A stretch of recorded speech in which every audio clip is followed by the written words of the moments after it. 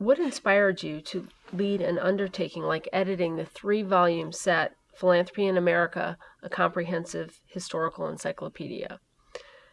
And what are examples of entries contained in this resource? The 3-volume work was inspired by actually a colleague, um, David Smith, who said to me one day, "You really need to put together and have a legacy, and what that should be is the first Encyclopedia of Philanthropy." That's what he said to me. He put down the challenge and said, "If anybody can do it, you can do it." Built all these programs at IU. You have this sort of Renaissance approach to understanding, and you're not narrow disciplinary person. So why don't you do this? And so that's really what motivated me. And was fortunate to get a small grant to begin the process, and thus put together an advisory committee. So many other people are responsible, really, for the outcome, and I thank all of them for taking the time and effort to write many of the articles, like any encyclopedia, and to advise on what should be included. Of course, that's the most difficult task, to make that determination. We decided that we would focus on America, but of course you can't do America without understanding how it relates to the rest of the world.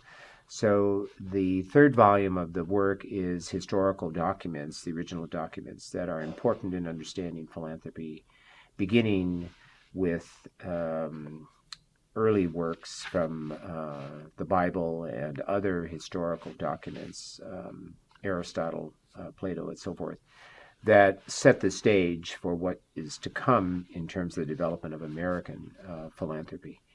And so I think the engagement in that history, going through the decades and the centuries in the American experience, was my way of saying, here's something that can serve as a legacy of an understanding at this point in our history and the development of the field. That was my motivation. Along with that, of course, there are many other resources available. I have some of them with me today. And the one of the books that I'm most proud of is this particular book, Understanding Philanthropy, by Robert Peyton and Michael Moody, because it builds upon our first full-time executive director at the Center on Philanthropy in 1987. Robert Peyton came to Indiana University and had been doing work and study in this area, and had a book called Philanthropy, Voluntary Action for the Public Good.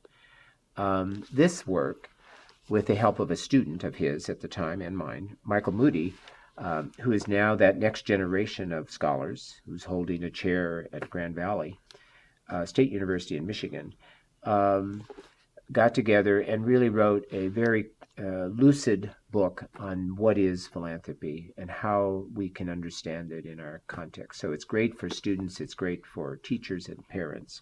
And so I recommend it highly, and it's in our series at the Indiana University Press series. Another couple books on The Perfect Gift by Amy Cass, and she also has another one on grant making, The Philanthropic Imagination in Poetry and Prose Over Time. Provides rich nuggets for people to engage with. And you can get this on your Kindle. So not to worry if you don't want to get the press here, or you can do your, go on the internet and go to your friendly library, and they'll have a digital copy of this, so you can find wonderful collections. Another of a student of mine produced and edited with, again, helps many other notable American philanthropists. Again, it's a nice collection of the use of biography for telling the story of giving and volunteering, and to represent the importance of the diversity of what we mean by philanthropy. Philanthropy isn't owned by Andrew Carnegie and Rockefeller at all.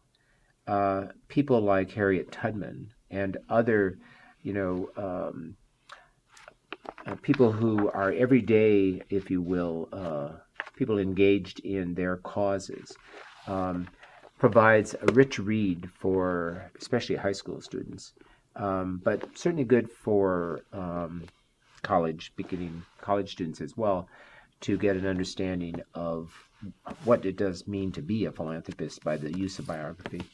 I have a couple other books, but I would mention one because this isn't one of our series, but this is a example of the kind of thing that you mentioned. There are not very many out there, and so what are some good ones? And the Busy Family's Guide to Volunteering, I think, provides some of those helpful hints for parents and kids as they engage in their communities. So, as you can tell, I have a fondness for books, and very much am pleased to talk about them from time to time.